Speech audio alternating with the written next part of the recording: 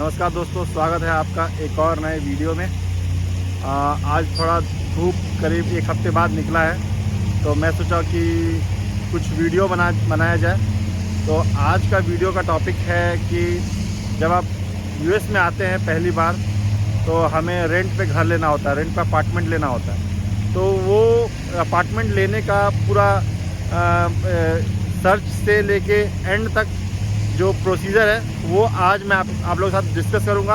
मैं उम्मीद करता हूं कि अगर आप ये वीडियो देख लिए तो आपको काफ़ी आसानी होगा अपना अपार्टमेंट सर्च करने में, और आपको लगभग 1 से 2 वीक पहले ही अपार्टमेंट मिल जाएगा।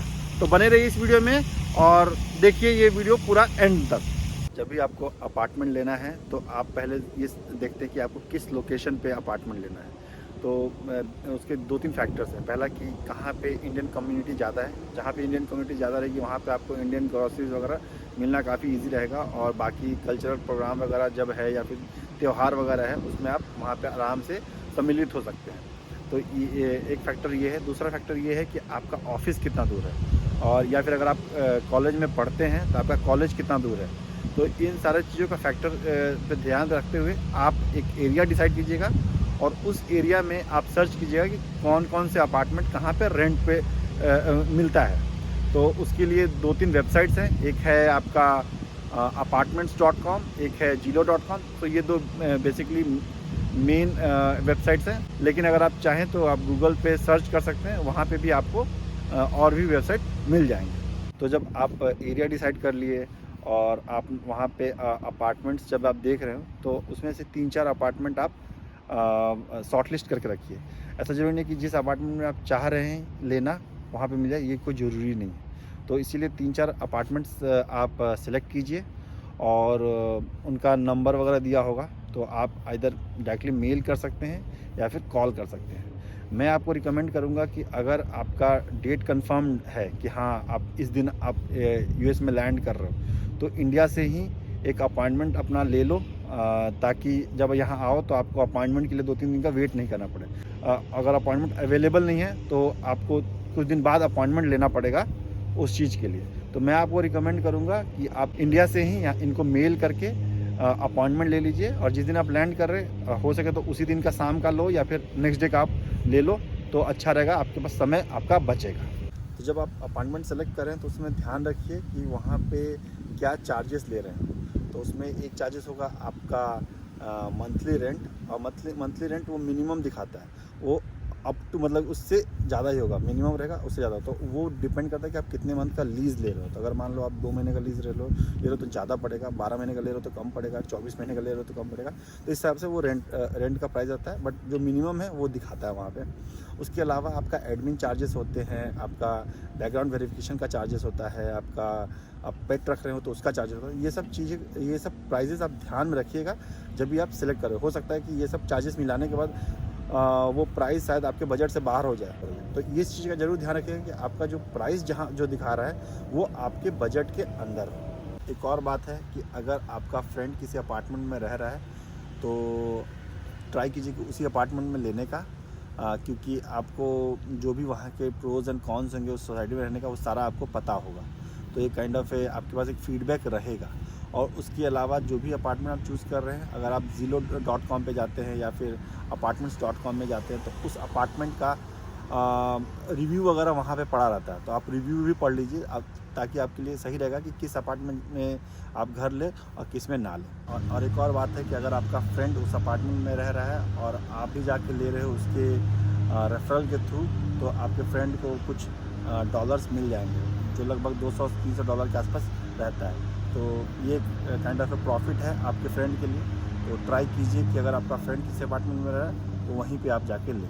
जिस दिन आपका अपॉइंटमेंट रहता है उस दिन आप जाइए उस अपार्टमेंट में, लीजिंग ऑफिस जहाँ होता है। मैं आपको रिकमेंड करूँगा कि कुछ देर 5-10 मिनट पहले ही पहुँच जाइए।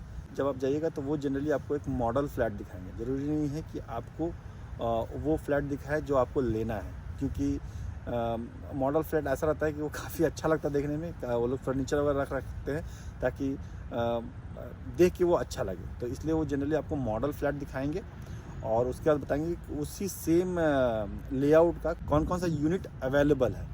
तो उस यूनिट पे आप जस्ट ये ध्यान रखिए कि आपको ग्राउंड फ्लोर पे लेना है, फर्स्ट फ्लोर, सेकंड फ्लोर, किस फ्लोर पे लेना है, उस सब का ध्यान रख के आप चूज़ कीजिएगा। इसके अलावा भी हर यूनिट का जो रेंट होता है वो डिफरेंट होता है, हार्डली थोड़ा बहुत मतलब एक ही बराबर रहेगा, जस्ट $10-15 इधर उधर रहता है। तो उस चीज़ का भी आप ध्यान रखिएगा कि ये होता है। और उसके बाद आप जितने भी लोग वहाँ रहेंगे, जितने भी एडल्ट रहेंगे, जैसे कि जो 18+ ईयर के हैं, उनका वो लोग बैकग्राउंड चेक करते हैं। और हर एक अपार्टमेंट का बैकग्राउंड चेक का जो प्राइस रहता है वो डिफ़र करेगा और वो आप ही को पे करना है। तो मेरे अपार्टमेंट में पर पर्सन बैकग्राउंड चेक है $50। तो मैं और मेरी वाइफ यहाँ रहते हैं, तो हमें $100 पे करना पड़ा था बैकग्राउंड चेक का।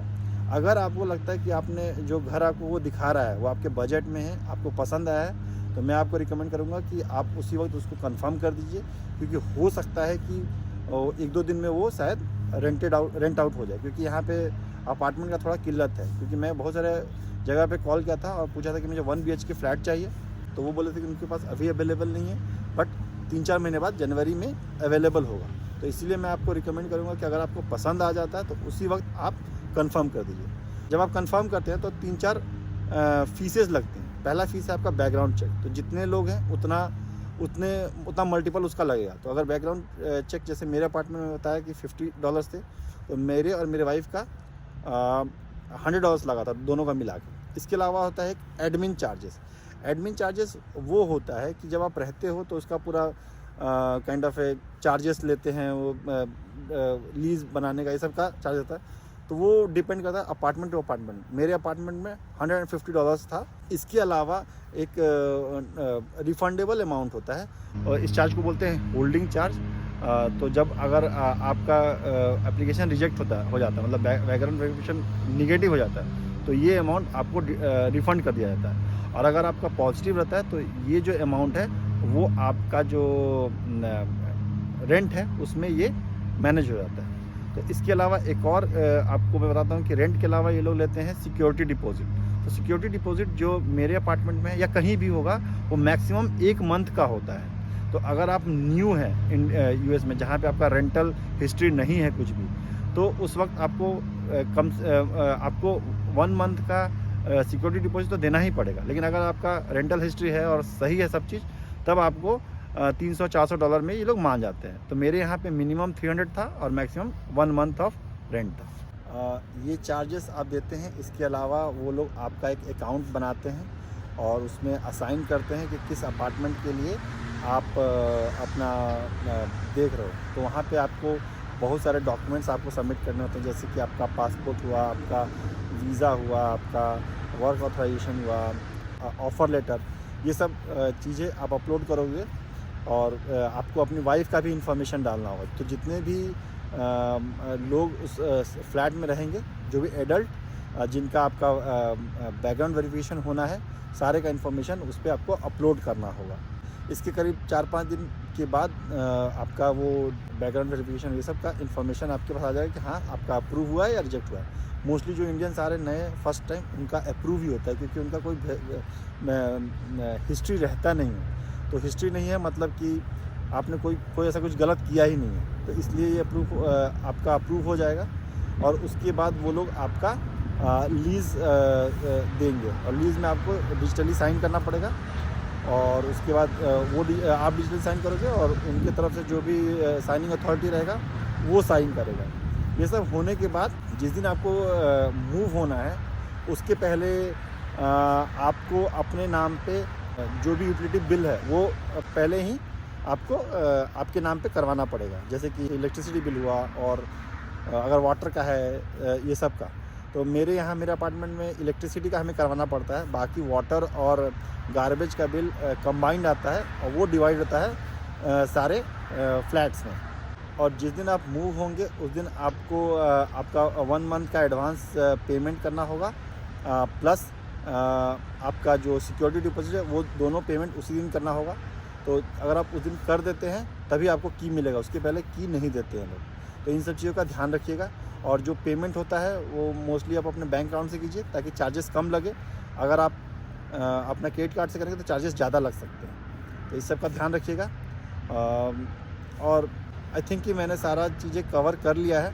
और फिर भी अगर आपको कोई क्वेश्चन हो इस पर तो आप मुझे कमेंट में पूछ सकते हैं, मैं आपको आंसर करने का ट्राई करूँगा। आई होप ये वीडियो आपको पसंद आया होगा और ये आपके लिए काफ़ी यूज़फुल रहा होगा।